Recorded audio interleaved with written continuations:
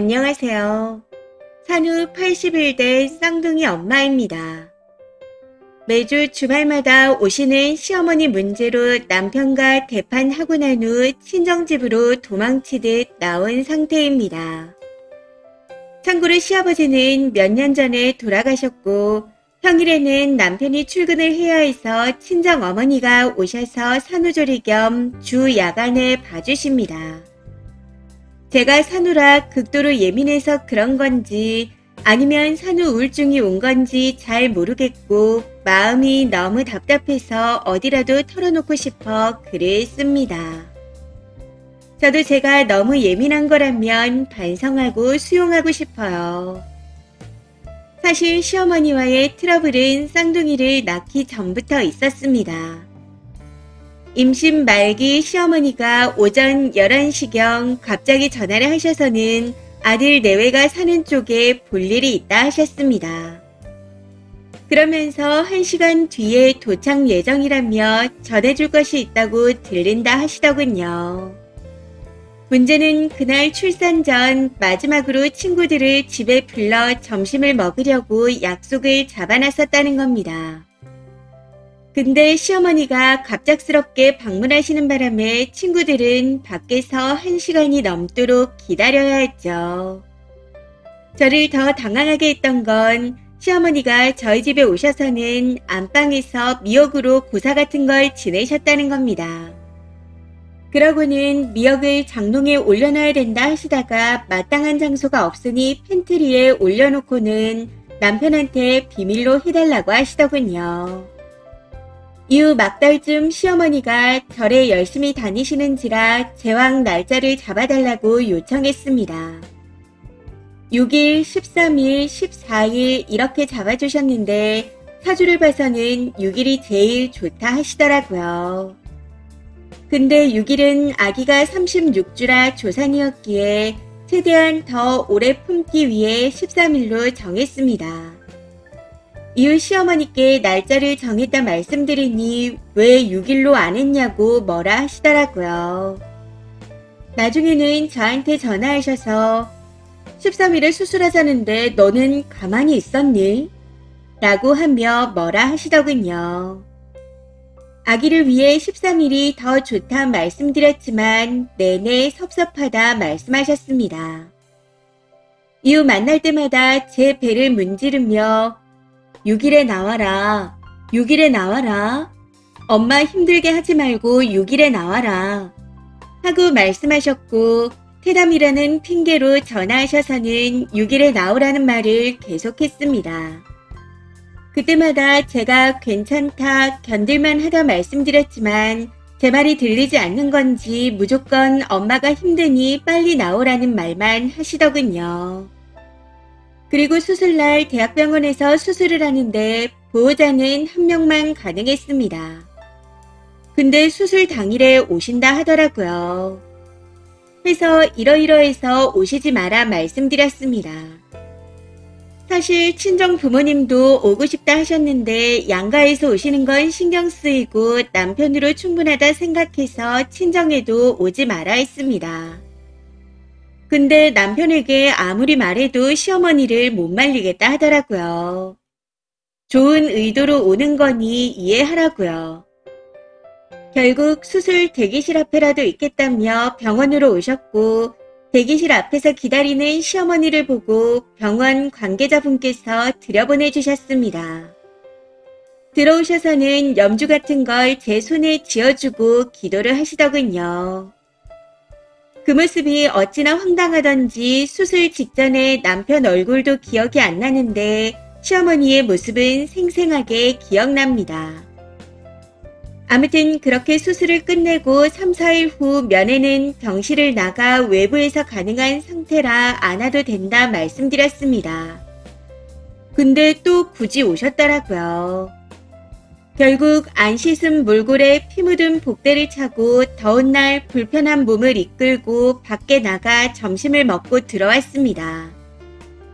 그날 저희 집에 가서 미역국을 끓여 놓으신다며 집 비밀번호를 알려달라 하시더군요. 원래 첫 미역국은 시어머니가 끓이는 거라고. 아니 3주 뒤에나 집에 갈 예정이고 미역국은 이미 먹었는데 이게 말이 되는 소리인가요? 해서 안 그러셔도 된다 거절했습니다. 그런데도 너댓 번 이상 계속 저희 집에 가서 끓여 놓겠다 하시더라고요.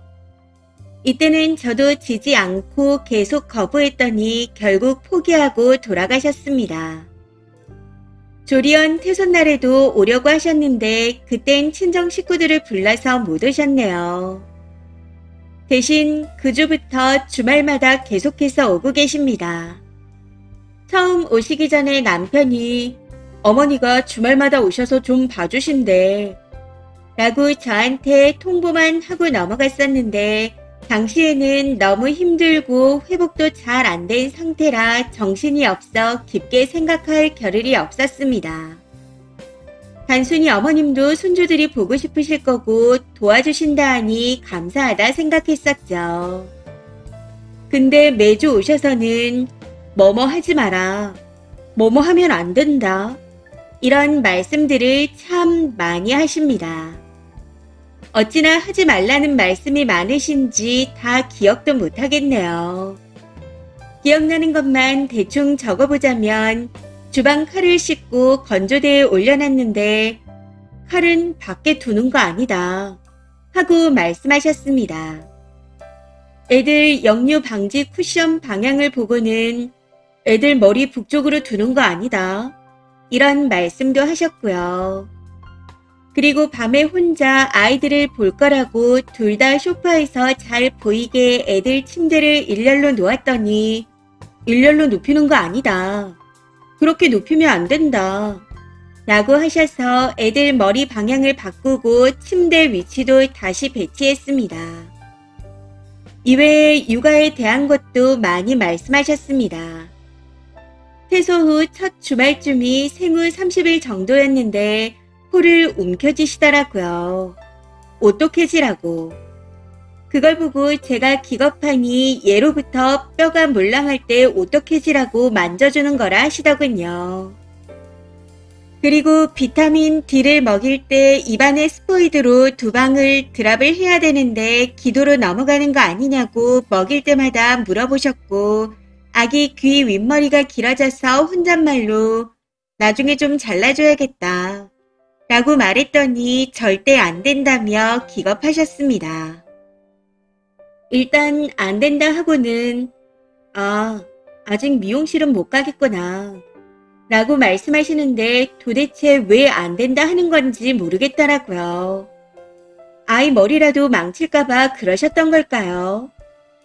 최근 역류방지 쿠션을 소파 위에 올려두고 쓰다가 애기들 힘이 세져서 바닥에 배치했습니다. 주말에 시어머니가 오셔서 그걸 보고 물어보시기에 곧 애들이 뒤집고 길 테니 바닥 생활로 바꿀 계획이라고 말했었죠. 그랬더니 어른들이 바닥을 밟고 다녀서 비위생적이라며 침대 같은 곳에 프라임을 설치해서 아가들을 올려두라 하시더군요.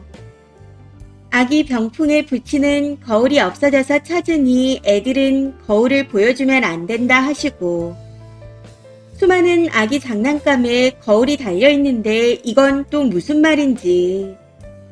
거기다 저만 보면 자꾸 제가 힘들다고 하시는데 그때마다 애들 보는 건 안 힘들다, 괜찮다 하고 늘 대답했습니다.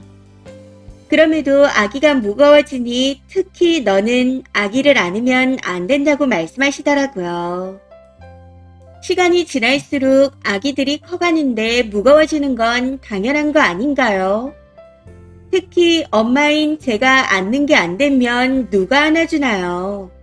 시어머니가? 아무튼 이런 사소한 잔소리들을 하시는데 이게 계속해서 누적되니 내 집이 아닌 느낌입니다. 해서 결국 참다 못해 남편에게 어머니 모시는 텀을 좀 조절해달라고 요청했었죠. 근데 남편은 시어머니에게 오지 말라고 말하는 것에 대해 엄청난 스트레스를 받았던 것 같습니다. 제 말에 다음 주는 내가 휴가니까 우리 넷이서 지내자 라고 말했었는데 그때 마음이 찢어지는 것 같았다 하더라고요. 그래서 지난 주말 어머님이 오실 때 저는 하루 종일 외출을 했고 밥 먹을 때나 필요할 때를 제외하고는 안방에서만 있었습니다. 저도 스트레스를 받는 상황이라 피하고 싶어서요. 그때 방 안에서 우울해하고 있는 저를 보고 화가 난 남편은 거실로 나오라 말하며 다 까놓고 셋이서 얘기하자 했고, 시어머니는 저에게 왜 미리 말 안 했니? 불편했다면 미안하다 하고 말씀하셨습니다. 저도 고개를 푹 숙이고는 제가 죄송합니다. 괜찮습니다 하고 말씀드렸고요. 근데 남편이 갑자기 엄마 아들 집에 오는 거 눈치 보이게 해서 미안해. 내가 부족해서 엄마 편 못 들어서 미안해. 엄마 집에 가서 혼자 올 거잖아. 라고 하며 오열을 하더라고요. 그 모습에 시어머니는 아들은 엄마의 자랑이야. 여자는 약하지만 엄마는 강하다. 이제 집에서 혼자 안 울어. 손주들 사진 보면서 많은 위안을 얻으며 지낸다. 하고 남편을 안아주셨고요. 그 모습을 보면서 아, 나는 희대의 나쁜 며느리년이 되었구나. 라는 생각이 들면서 여기는 내가 있을 곳이 아니구나 싶었습니다. 내가 내 아기를 낳은 게 맞나 싶기도 하고 마치 남편 집안의 시바지가 된 기분이었네요. 아무튼 그렇게 시어머니가 가시고 남편이 계속해서 엄마가 며느리 이상한 거 눈치챘어. 어른한테 싫은 티 내는 게 맞는 거야. 사과 전화 드려. 라고 말해서 직접 전화드려 한 번 더 사과도 했습니다. 이후 집에 있으면 남편이 계속 따지고 들어올 것 같다는 생각에 숨 막히고 돌아버릴 것 같아 집을 나왔습니다. 어머님 불러서 마음껏 자식과 손주들을 돌보겠죠. 제가 산후 우울증으로 돌아버린 걸까요? 추가입니다. 곧 합가하게 될 거라고 댓글 주신 분들 진심 후덜덜합니다. 남편은 눈치 못 챘겠지만 시어머니가 합가하고 싶은 마음이 있다고 느끼고 있었거든요. 임신 때 다 같이 전원주택촌을 지나간 적이 있었는데 어머님이 아들, 집 지으면 엄마 방 하나 주나? 라고 하신 적도 있었고 토요일에 오셔서 갑자기 친정 어머니가 힘드시니 본인이 월요일까지 더 있다가 가겠다고도 하셨습니다. 사실 남편이 요리를 좋아해서 주말에 밥을 차려주는데 식사하려고 앉았더니 저한테 너는 좋겠다. 나도 같이 살면 이런 밥 매주 먹을 수 있나? 이런 말씀도 하셨고요. 참고로 저희가 사는 곳은 경남 지역이고 시어머니 고향은 경기도입니다. 형제분들이 다 거기에 살고 있어 시어머니한테도 같이 살자 연락을 하시는데 올라가기 싫으시다네요. 또 어머님 가족이 대가족인데 가족 중에 아무개는 맏며느리라 시어머니랑 같이 산다. 땡땡이는 시부모를 모신다. 이런 얘기도 몇 번이나 하셨습니다. 이런 말들을 들을 때마다 내가 예민하게 듣는 건가? 하고 생각하면서도 예사로 안 들리더라고요. 이번 일을 통해 남편의 효자병을 제대로 느끼게 되었습니다. 혼자 사는 어머니가 너무 불쌍하고 애틋한 남편에 아무리 괜찮다 말씀드려도 며느리가 힘드니 손주들을 봐주시겠다는 시어머니까지. 그냥 지금까지 제 의견이 전부 묵살되는 걸 보니 미래가 보이는 것 같아 제대로 정리를 해야 할 것 같습니다. 댓글입니다. 첫 번째, 시모가 참 영악한 사람이네요. 아들 앞에서 온갖 가여운 신용을 다하며 며느리를 나쁜 사람 만들어 놓고 아들을 조종하고 있군요. 출산한 지 얼마 안 된 님은 별의별 미신을 강요당하면서도 사과까지 하며 조아리고 있고요.